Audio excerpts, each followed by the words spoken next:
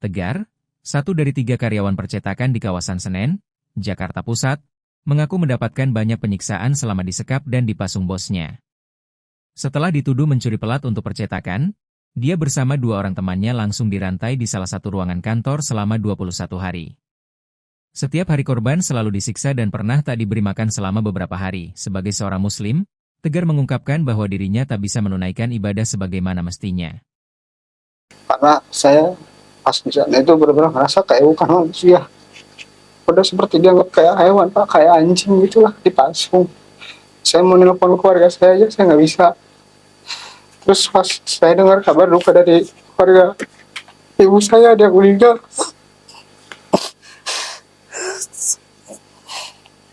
Saya melakukan pencuriannya hanya sekali, tapi disuruh mengakui 10 kali dari pihak perusahaan.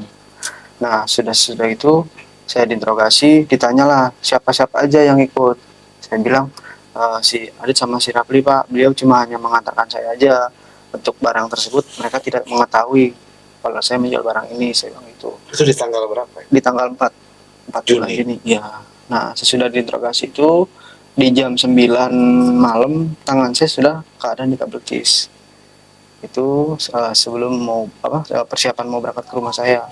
Itu permintaan dari Pak Martin tersebut untuk ke rumah saya, mengunjungi ke rumah saya dan meminta memanggil RT setempat.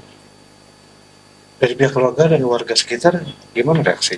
Kalau dari pihak warga sekitar, kebetulan pas sampai berangkat ke sana itu di kisaran jam 11-an, Pak. Jadi udah mulai nggak terlalu ramai lah, sepi lah. Tapi sempat ya beberapa ada kayak saudara tuh tahu. Terus kamu dibawa balik lagi ke percetakan? Iya, dibawa balik ke percetakan lagi tuh kisaran ya hampir mau jam 4 pagi. Nah, terus selama di sana berapa hari totalnya dan kamu diapain aja? Kalau di total dari tanggal 4 dan tanggal 5 tuh kisaran 20-an satu lah. Pokoknya dari pas dipasung itu di tanggal 6. Dipasungnya dimulai di tanggal 6. Nah, di tanggal 4 dan tanggal 5 itu masih di keadaan kabel tis. Diapain, dianiaya atau dipukul atau diapa? Kalau saya sempat dipukul pakai penggaris besi di bagian belakang oleh salah satu pelaku dan sama si owner tersebut, Pak Martin. Itu dia saya dikatakan memberi keterangannya palsu. Sedangkan saya sudah memberi keterangan sejujurnya dan seadanya, nggak ada yang saya lebih-lebihkan, nggak ada yang saya kurang-kurangi. Nah, terus di hari-hari berikutnya dianiaya lagi nggak tahu? Dianiaya lagi pas di tanggal 6-nya.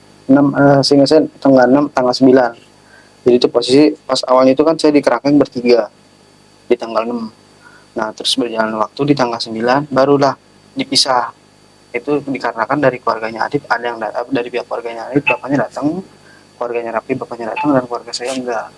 Itu di saat itu keluarga saya enggak datang karena ada kabar duka. Nah, untuk makan dan buang air tuh selama itu 21 hari gimana kan? Ya, jadi itu sebelumnya sempat dikasih makan dari pihak perusahaan sehari itu 2 kali. Nah, lalu kalau untuk BAB, saya dan rekan saya si Rapi, kayak misalkan saya mau BAB, nah saya itu harus si Rapi ini harus mulur tali seling bajanya itu, diulur terus sampai habis, baru sisanya ke saya. Biar bisa masuk ke toilet. Biar bisa masuk toilet. Jadi satu masuk, satu nunggu di luar. Cara bisa ceboknya? Kalau ceboknya lumayan sulit sih, Pak. Untuk mandinya nggak ganti baju? Mandi itu saya sempat sama si Rapi ini, rekan saya, seminggu lebih 3 hari itu nggak mandi. Agama apa? Muslim atau? Muslim. Nah, untuk sholatnya tuh gimana? Kalau untuk sholat, ya itu dengan yang tadi Pak Fertus bilang, dengan keadaan najis, ya untuk sholat masih bisa, tapi ya tetap harus ganti-gantian dengan keadaan dipasung.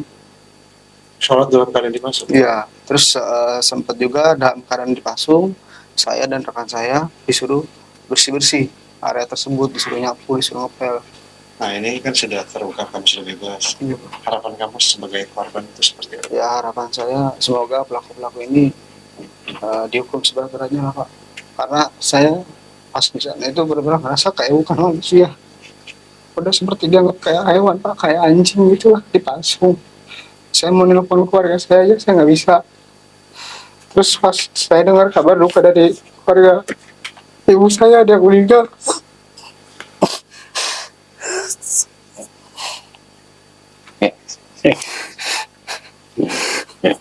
Ya sudah ya. Saya dengan keadaan dipasung mendengar kabar seperti itu, Pak. Iya. Saya berharap pelaku-pelaku ini dihukum seberat-beratnya, Pak. Jangan lupa subscribe ya.